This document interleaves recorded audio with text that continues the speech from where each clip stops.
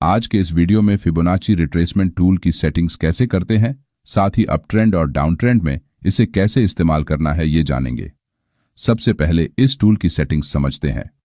Trading view website पर जब हम first time Fibonacci retracement tool को चार्ट पर लगाते हैं तो यहाँ बहुत सी अनवांटेड लेवल्स शो होती है, जिससे इस टूल को समझना थोड़ा मुश्किल हो जाता है।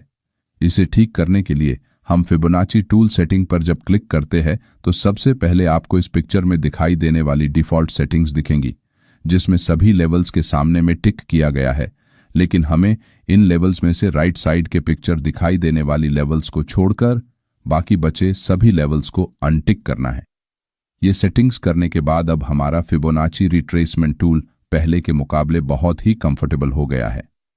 चलिए अब इस टूल का इस्तेमाल करके अप ट्रेंड में कैसे ट्रेड एंट्री करते हैं इसे जानते हैं।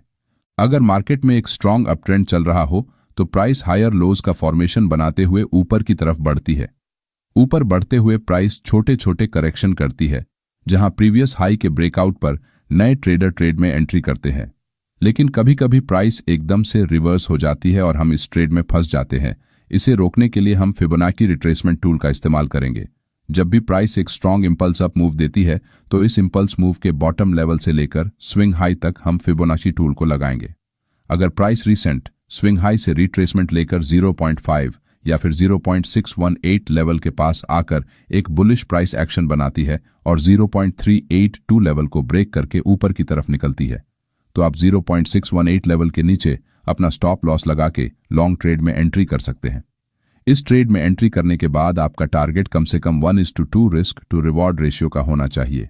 लेकिन जब तक प्राइस रिसेंट स्विंग हाई को एक स्ट्रॉन्ग ब्रेकआउट कैंडल के साथ ब्रेक नहीं करती, तब आप अपनी पूरी क्वांटिटी से ट्रेड एंट्री न करें।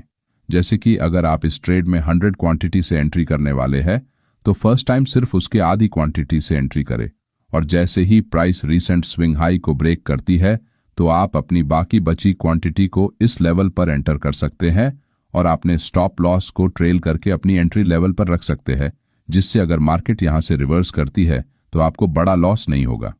अगर प्राइस आपके ट्रेड के डायरेक्शन में मूव करती है तो आप ट्रेलिंग स्टॉप लॉस का इस्तेमाल करके अपना कुछ प्रॉफिट अलग अलग लेवल्स पर बुक कर सकते हैं।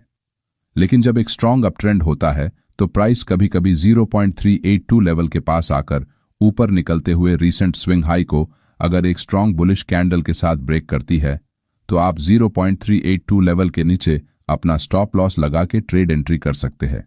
चलिए अब डाउन ट्रेंड में फिबोनाची टूल को कैसे इस्तेमाल करते हैं ये जानते हैं। अगर मार्केट में एक डाउन ट्रेंड चल रहा हो और प्राइस लोअर लोज का प्राइस एक्शन बनाती है तो हम रीसेंट इंपल्स मूव के बाद टॉप से लेकर बॉटम लेवल तक फिबोनाची रिट्रेसमेंट टूल को ड्रॉ करेंगे।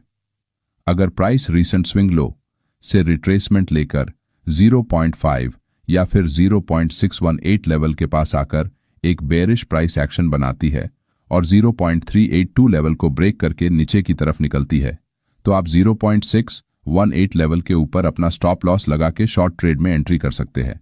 इस ट्रेड में आपका टारगेट कम से कम 1:2 रिस्क टू रिवॉर्ड रेशियो का होना चाहिए।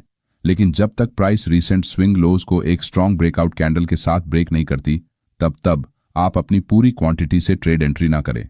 जैसे ही प्राइस रीसेंट स्विंग लोज को ब्रेक करती है तो आप बाकी बची क्वांटिटी को इस लेवल पर एंटर कर सकते हैं और अपने स्टॉप लॉस को ट्रेल करके अपनी एंट्री लेवल पर रख सकते हैं, जिससे अगर मार्केट यहां से रिवर्स करती है तो आपको बड़ा लॉस नहीं होगा।